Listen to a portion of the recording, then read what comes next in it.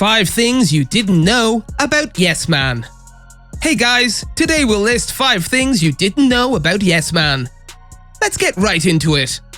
Number 1. Jim Carrey took a $0 salary for Yes Man, but requested profit shares instead.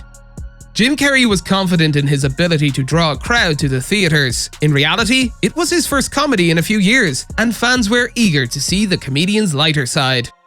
Carrey chose a different path in terms of pay, refusing a salary and instead relying on the success of the film.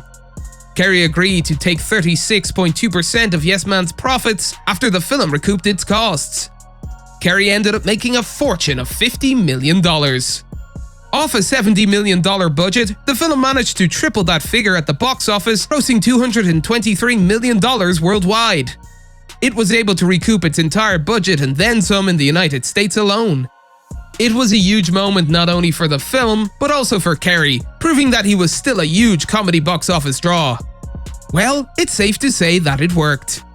Number 2. Jim Carrey starring in Yes Man was the actor's return to comedy at the time.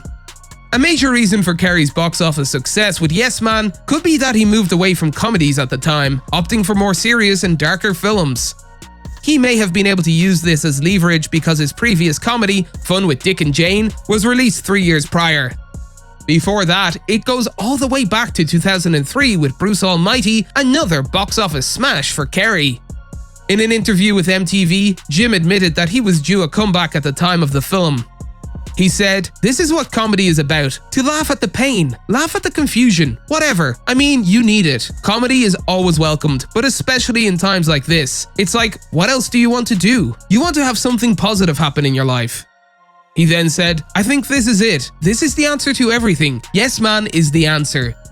He then added, "I like doing everything. I love it all. It's just being creative. I just like being creative, whatever way I have to do it.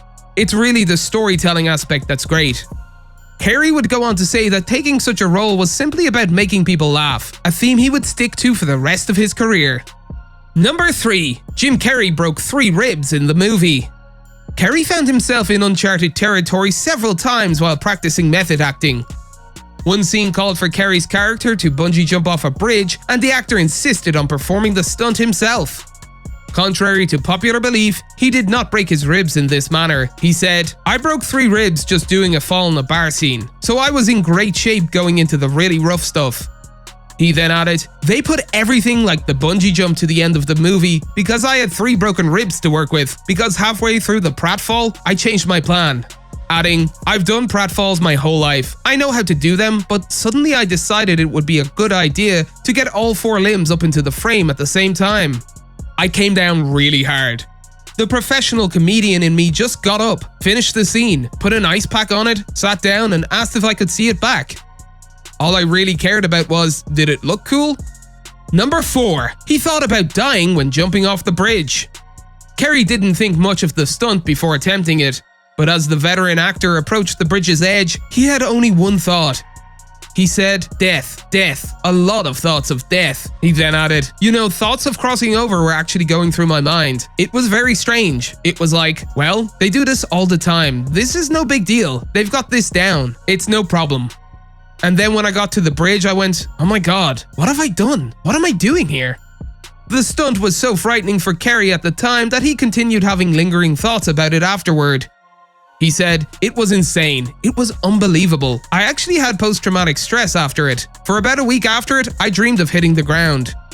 Carrey was glad to cross bungee jumping off his bucket list, but he had no intention of ever repeating the stunt again. He said, "They didn't want me to do it at all. And I said, well, I'm going to do it once in my life, so you might as well get it on camera."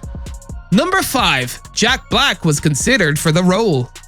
Years before Jim Carrey agreed to play the lead, Jack Black was developing Yes Man, based on Danny Wallace's book, as a starring vehicle for himself in 2005. Black agreed to produce the film with frequent collaborator Mike White, but he became preoccupied with other projects and never finished it. Jack Black isn't the only actor that was considered for the role. Bill Murray was also considered, but he politely declined. Thankfully, it was offered to Jim Carrey. At this point, Jim doesn't need to prove anything, given that he already claimed his reputation from the satirical drama film The Truman Show. That's all for today, and we'll be sure to catch you all in the next one.